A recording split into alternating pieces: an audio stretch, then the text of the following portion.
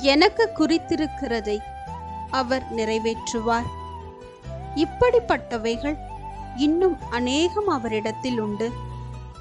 யோபு 23 அதிகாரம் 14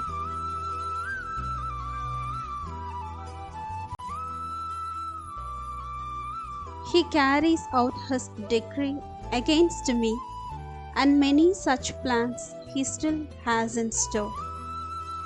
Job chapter 23 verse 14.